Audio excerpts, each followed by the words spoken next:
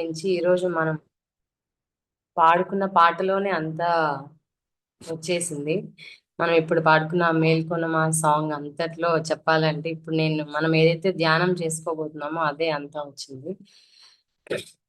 ఆ, మొదటి రాజులు 13వ అధ్యాయం చదువుకుంటా వద్దాము.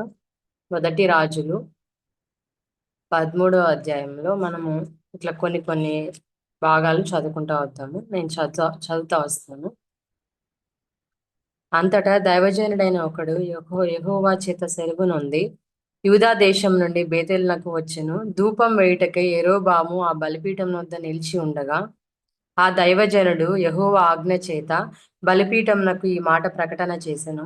బలిపీఠమా, బలిపీఠమా, యెహోవా సెలవిచ్చినదేమనగా, దావీదు సంతతిలో యోషియా అనే ఒక శిశువు పుట్టును. నీ మీద ధూపం వేసిన ఉన్నత స్థలం యొక్క యాజకులను అతడు నీ మీద అర్పించును. అతడు మనుష్య శల్యంలో నీ మీద దహనం చేయును. ఈ బలిపీఠము బద్దలైపోయి దాని మీదనున్న బుగ్గి ఒలికిపోవుటయే యెహోవా ఇచ్చు సూచన అని చెప్పి ఆ దినమున ఆ ప్రవక్త సూచన ఒకటి ఇచ్చెను. బేతేలు నందున బలిపీఠంను గూర్చి ఆ దైవజనుడు ప్రకటించిన మాట రాజైన యరొబాము విని బలిపీఠం మీద నుండి తన చెయ్యి చాపి వానిని పట్టుకొనమని చెప్పగా అతడు చాపిన చెయ్యి ఎండిపోయెను. దానిని వెనుకకు తీసుకొనుటకు అతనికి శక్తి లేకపోయెను. మరియు యెహోవా సెలవు ప్రకారము దైవజనుడిచ్చిన సూచన చొప్పున బలిపీఠం బద్దలు కాగా బుగ్గి దాని మీద నుండి ఒలికిపోయెను. అప్పుడు రాజు, నా చెయ్యి మునుపటి వలె బాగగునట్లు నీ దేవుడైన యెహోవా సముఖమందు నా కొరకు వేడుకొనమని ఆ దైవజనుడి బతిమాలు కొనగా దైవజనుడు యెహోవాను బతిమాలుకొనడు కనుక రాజు చెయ్యి మరలా బాగే మునుపటి వలె ఆయను. అప్పుడు రాజు, నీవు నా ఇంటికి వచ్చి అలసట తీర్చుకొనుము, నీకు బహుమతి ఇచ్చిన నా దైవజనునితో చెప్పగా దైవజనుడు రాజుతో ఇట్లనెను, నీ ఇంటిలో సగము నీవు నాకు ఇచ్చినను నీతో కూడా నేను లోపలికి రాను. ఈ స్థలమందు నేను అన్నపానములు పుచ్చుకొనవద్దనియు నీవు వచ్చిన మార్గమున తిరిగి పోవద్దనియు యెహోవా వాక్చేత నాకు సెలవాయనని రాజుతో అనెను. అంతటా అతడు తాను బేతేలునకు వచ్చిన మార్గమున వెళ్ళక మరి ఒక మార్గమున తిరిగిపోయెను. ఇక్కడ మనకు ఈ యొక్క భాగంలో దీని ముందు అధ్యాయంలో యరొబాము రాజు తను ఏ విధంగా ఆ యొక్క ఉన్నత స్థలములు ఆ యొక్క విగ్రహారాధన అక్కడ పెట్టి, అంతేకాకుండా బేతేల్లో దానికి అక్కడ ఆ యొక్క దహన బలులు అర్పించడానికి ఆ యొక్క యరొబాము ఆ యొక్క విగ్రహారాధన చేయడానికి కారణమైతా వచ్చాడు. ఇశ్రాయేల్ అందరూ కూడా దాన్ని బట్టి వాళ్ళు యెరూషలేముకి వెళ్ళకుండా ఏం చేస్తారంటే ఆ బేతేలుకు మరి దాను దగ్గరికి వెళ్ళి అక్కడ వాళ్ళు విగ్రహారాధన చేసేవాళ్ళు. అక్కడ వాటికి బలిపీఠం కట్టి అక్కడ వాళ్ళు బలి అర్పిస్తా వచ్చారు. ఇది దేవుడికి ఎంతో వ్యతిరేకంగా కోపాన్ని తెచ్చినటువంటి క్రియ. కానీ దాని తర్వాత ఈ విషయం గురించి యూదా దేశం నుంచి ఇక్కడ ఒక దైవజనుడు వస్తాడు. దైవజనుడు బేతేలుకు వచ్చి ఇక్కడ తను ఏం చెప్తా వస్తాడంటే ఈ యొక్క యరొబాము రాజుతో ఇక్కడ మనం 5వ వచనము చూసినప్పుడు 3వ వచనం నుంచి 5వ వచనం మధ్యలో మనం చదువుకున్నట్టు చూసినప్పుడు జరగబోయేటువంటివన్నీ కూడా చెప్తా వస్తాడు. యరొబాము చేసినటువంటి క్రియల గురించి తాను ఏ విధంగా అయితే దాన్ని బట్టి శిక్షణ అంతా వస్తాడో, అంతేకాకుండా ఆ యొక్క భవిష్యత్తులో ఏమైతే ఇశ్రాయేల్ ప్రజలు ఎదుర్కొంటా వస్తారో అవన్నీ చెప్తా వచ్చినప్పుడు యరొబాము రాజుకి ఎంతో కోపం వచ్చి తను ఏం చేస్తాడంటే ఆ యొక్క చెయ్యి చాపి పట్టుకోమని ఆ యొక్క దైవజనుని పట్టుకోమని చెప్తా వచ్చినప్పుడు ఆ చెయ్యి ఎండిపోతా వచ్చింది. ఇక్కడ చూడండి, ఈ దైవజనుడి యొక్క వాక్కు ఎంత కరెక్ట్గా అంటే దేవుడు జరగబోయేటువంటి దాన్ని ఖచ్చితంగా చెప్పడానికి ఈ యొక్క దైవజనుడు నీ దేవుడు ఏర్పరచుకుంటా వచ్చాడు. తను చెప్పినటువంటి మాట ఎంత ఇమీడియట్ గా కూడా ఇక్కడ జరుగుతూ వచ్చింది. 3వ వచనంలో అయితే తను ఏం చెప్తా వచ్చాడంటే, ఈ బలిపీఠం బద్దలైపోయి దాని మీదనున్న బుగ్గి ఒలికిపోటయే యెహోవా ఇచ్చు సూచన అని చెప్పి ఆ దినమున ఆ ప్రవక్త సూచన ఒకటి ఇచ్చును. ఇక్కడ ఆ సూచన ఇస్తా వచ్చాడు. అదే అప్పుడే నెరవేరుతా వచ్చింది. ఇక్కడ ఐదో వచనం చూస్తే, మరియు యెహోవా సెలవు ప్రకారము దైవజనుడు ఇచ్చిన సూచన చొప్పున బలిపీఠం బద్దలు కాగా బుగ్గి దాని మీద నుండి వలికిపోయెను. అక్కడ చెప్పినటువంటి ఆ సూచన ప్రకారం దేవుడి యొక్క దైవజనునితో మాట్లాడిన ప్రకారము వెంటనే అక్కడ ఉన్నటువంటి ఆ బలిపీఠం నుంచి ఆ యొక్క బుగ్గి ఒలికి వెళ్తా వచ్చింది. యరొబాము తను ఆ విధంగా చెప్పినప్పుడు దేవుడు ఆ యొక్క చెయ్యి తనకు ఎండిపోయి చేసినప్పుడు మళ్ళీ యరొబాము ఏం చెప్తాడంటే దేవునికి ప్రార్థించి ఏం చెప్తాడంటే 6వ వచనము, అప్పుడు రాజు, నా చెయ్యి మునుపటి వలె బాగున్నట్లు నీ దేవుడైన యెహోవా సముఖమందు అని చెప్తున్నట్టు ఇక్కడ. నీ దేవుడైన యెహోవా అంటే తన దేవుడు కాదన్నట్లుగా తను మాట్లాడుతూ వస్తున్నాడు. అంటే తను దేవునిలో తను లేడు. అంతేకాకుండా విగ్రహారాధన చేస్తా వస్తున్నాడు. తను ఆ యొక్క దైవజనుడు దేవుని వాక్కు, నిజమైనటువంటి వాక్కు దైవజను ద్వారా వెలువడతా వచ్చినప్పుడు దాన్ని నమ్మకుండా మళ్ళీ ఆ యొక్క దైవజనున్నే పట్టుకోమని చెప్తా వచ్చినప్పుడు ఆ యొక్క దైవజనుడు ఎప్పుడైతే ప్రార్థన చేస్తా వచ్చాడో అప్పుడు ఆ యొక్క చెయ్యి మరలా తనకి బాగా వెళ్తా వచ్చింది. ఆ విధంగా ఇక్కడ తను చెప్పినటువంటిది దైవజనుడు ఏదైతే చెప్తా వచ్చాడో అది నెరవేరుతా వచ్చింది. అదే సమయంలో దేవుడు ఏం చెప్తా వస్తాడంటే 10వ వచనంలో 9వ వచనంలో గమనిస్తా వచ్చినప్పుడు ఆ యొక్క దైవజనునికి, నువ్వు వచ్చిన మార్గంన మళ్ళీ తిరిగి పోవద్దు, అక్కడ భోజనములు ఈ అన్నపానములు ఏవి కూడా పుచ్చుకోవద్దని చెప్తా వస్తాడు. చెప్తా వచ్చినప్పుడు అదే విధంగా చేస్తా వచ్చాడు ఈ దైవజనుడు. ఆ యొక్క రాజు ఏం చేస్తాడంటే 7వ వచనంలో, అప్పుడు రాజు, నీవు నా ఇంటికి వచ్చి అలసట తీర్చుకొనుము, నీకు బహుమతి ఇచ్చేదనని ఆ దైవజనుడితో దైవజనుడు రాజుతో ఇట్లనెను, నీ ఇంటిలో సగం నీవు నాకు ఇచ్చినను నీతో కూడా నేను లోపలికి రాను, ఈ స్థలమందు నేను అన్నపానములు పుచ్చుకొనును. ఇక్కడ యరొబాము ఎంత గొప్ప గిఫ్ట్స్ లేకుంటే ఆ యొక్క బహుమతులు అన్నీ కూడా తనకు ఆఫర్ చేస్తా ఉన్నాడు ఆ యొక్క దైవజనునికి. నువ్వు ఇక్కడ వచ్చి నా దగ్గర అలసట తీర్చుకోను, అంతేకాకుండా నీకు బహుమతులు ఇస్తాను, ఇవన్నీ కూడా నీకు ఇస్తానని చెప్తుంటే ఈ దైవజనుడు దేవుని యొక్క వాక్కుకు విధేయత చూపించి దేవుడు ఏదైతే చెప్తా వచ్చాడో దాని ప్రకారం మాత్రమే చేయడానికి ఏం చేస్తా వచ్చాడంటే ఆ యొక్క యరొబాము చెప్పినటువంటి కానుకలు కానీ ఇచ్చినటువంటి అవన్నీ కూడా ఇస్తా అని వాటన్నిటి కూడా నిరాకరించి తను దేవుని చెప్పినటువంటి ప్రకారం చేస్తా వచ్చాడు. అదే నెక్స్ట్ భాగం మనం ఒకసారి గమనించుకుంటా వద్దాము. 11వ అధ్యాయం నుంచి 22వ వచనంలో మనం గమనిస్తే ఇక్కడ ఒక ముసలి ప్రవక్త ఉంటా వస్తాడు. ఆ యొక్క ముసలివాడైనటువంటి ప్రవక్త బేతేల్లో ఉన్నాడు. ఆ బేతేల్లో ఉన్నటువంటి ప్రవక్త కుమారులు యరొబాము దగ్గర ఉండేటువంటి సమయంలో ఆ యొక్క కుమారులు వింటా వచ్చారు ఇక్కడ జరిగినటువంటి సన్నివేశం అంతా. యరొబాముకు ఆ యొక్క దైవజనుడు చెప్పినటువంటి మాటలు అవన్నీ కూడా విని వాళ్ళ వాళ్ళ తండ్రికి, ఆ యొక్క ముసలివాడైనటువంటి ప్రవక్తకు చెప్తా వస్తారు. అప్పుడు ఇక్కడ ఉన్నటువంటి ఆ యొక్క ముసలి ప్రవక్త ఏం చేస్తాడంటే మరి తను యాక్చువల్గా తను నిజంగా దేవుని చేత అంటే దేవునిలో నింపబడిన వాడు, దేవుని ఎరినటువంటి వాడు అయితే, నిజంగా గొప్ప ప్రవక్త అయితే తను ఏం చేయాలంటే ఆ యొక్క మాటలకు అంటే ఆ యొక్క మాటలను నమ్మి వాటి ప్రకారం ఉండాలి. కానీ తను ఏం చేస్తా వచ్చాడంటే ఈ యొక్క వచనం మనం చదువుకుంటా వద్దాము. 18వ వచనము 15-18 చదువుకుంటా వద్దాము. అప్పుడు అతడు నా ఇంటికి వచ్చి భోజనం చేయుమనగా అతడు, నేను నీతో కూడా మరలి రాజాలను నీ ఇంట ప్రవేశింపను మరియు నీతో కలిసి ఈ స్థలమందు అన్నపానలు పుచ్చుకొనను, నీవు అచ్చట అన్నపానలు పుచ్చుకొనవద్దనియు నీవు వచ్చిన మార్గంలో పోవుటకు తిరగవద్దనియు యెహోవా వాక్చేత నాకు సెలవాయనని చెప్పెను. అందుకతడు, నేనును నీ వంటి ప్రవక్తనే మరియు దేవదూత యొకడు యెహోవా చేత సెలవు పొంది అన్నపానలు పుచ్చుకొనుటకై అతన్ని ఇంటికి తోడుకొని రమ్మని నాతో చెప్పనని అతనితో అబద్ధమాడగా. ఇక్కడ చూడండి, ఈ ముసలి ప్రవక్త ఏం చేస్తున్నాడు అంటే అబద్ధం ఆడుతున్నాడు. తనకు తెలుసు దేవుడు చెప్పినటువంటి మాట, దేవుడు ఎప్పుడైనా మాట మార్చడు. ఎవరితో వాక్యంలో ఏదైతే ఉందో అదే స్థిరము, అదే ఎప్పటికీ జరుగుతుంది, అది ఇంకా మారదనమాట. దేవుడు ఎప్పుడు కూడా నిన్న నేడు ఒకటే రీతిగా ఉండేటువంటి దేవుడు. ఒక రోజు ఒకరితో ఒక మాట చెప్పి ఇంకొక రోజు ఇంకొకరితో అదే మాటను మార్చి చెప్పేటువంటి దేవుడు కాదు.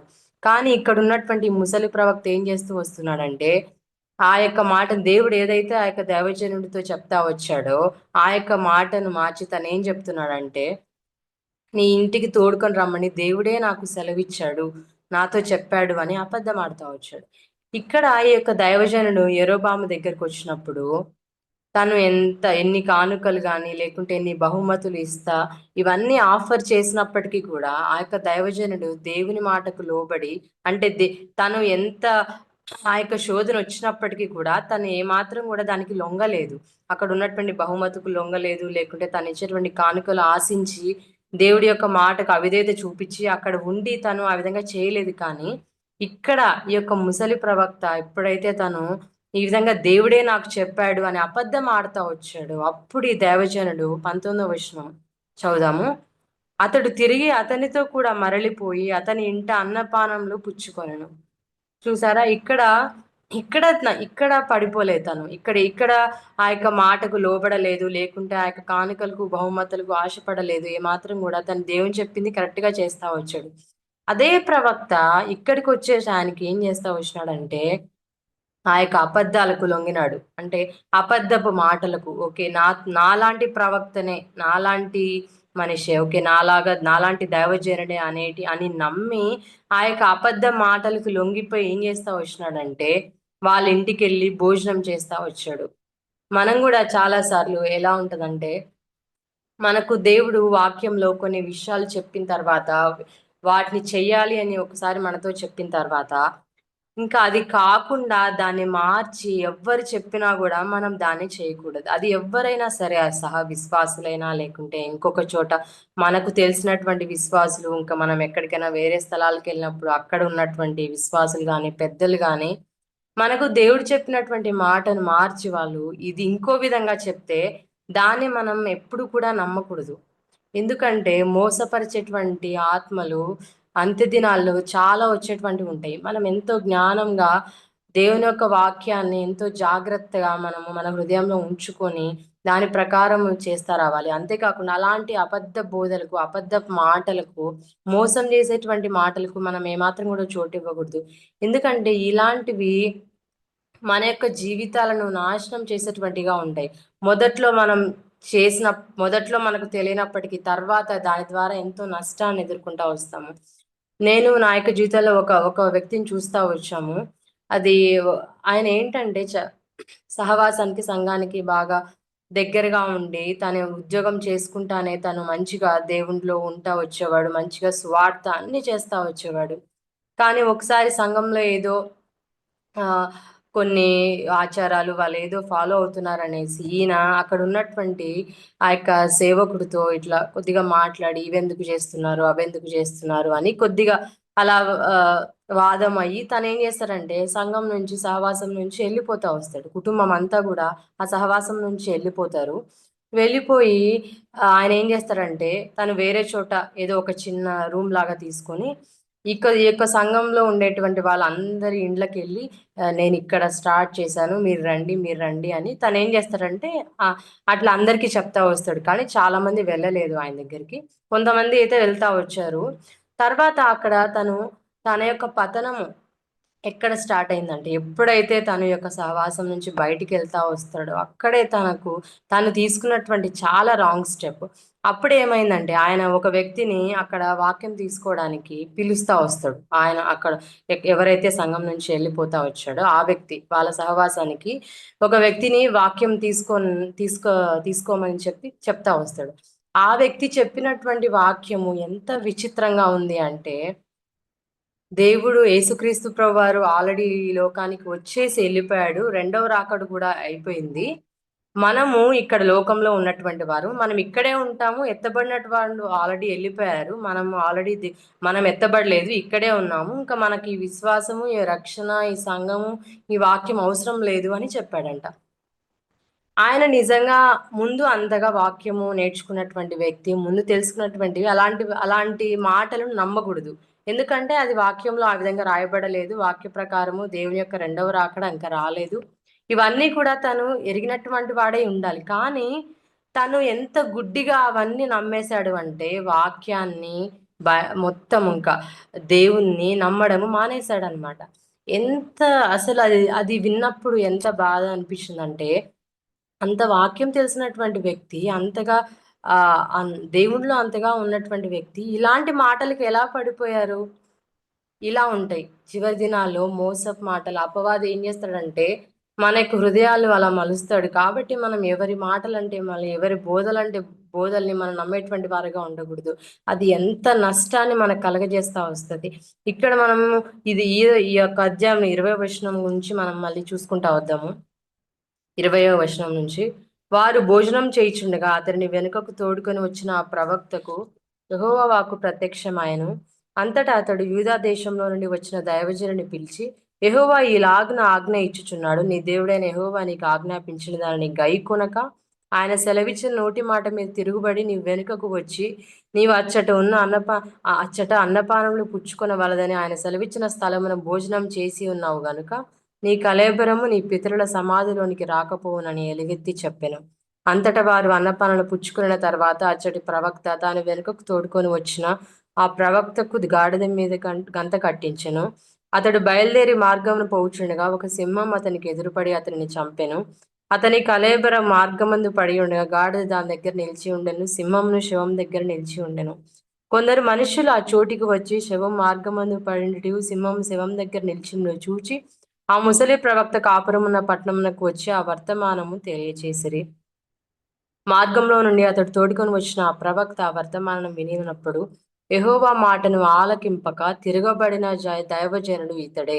యెహోవా సింహమునకు అతన్ని అప్పగించి ఉన్నాడు. యెహోవా సెలవిచ్చిన ప్రకారం అది అతన్ని చీల్చి చంపెను అని పలికి. ఇక్కడ చూడండి ఎంత నష్టం జరిగిందో. తను ఏదైతే వింటా వచ్చాడో దేవుని దగ్గర నుంచి దాని ప్రకారము చేయకుండా ఆ యొక్క అబద్ధం మాటలకు లొంగి ముందు యెరోబాము ఇచ్చినటువంటి ఆ యొక్క కానుకలకు లొంగలేదు. లేకుంటే తను చెప్పినటువంటి మాటలు వినకుండా తను ఏదైతే దేవుడు చెప్పాడో అక్కడ భోజనం చేయకూడదు, అన్నపానాలు పుచ్చుకొనకూడదు, వచ్చిన మార్గంలో వెళ్ళకూడదు అని చెప్పినప్పుడు ఆ ప్రకారం చేస్తా వచ్చాడు. కానీ ఇక్కడ ఎప్పుడైతే ఈ యొక్క ప్రవక్త నాలాంటి ప్రవక్తనేలే అనుకుంటాడు.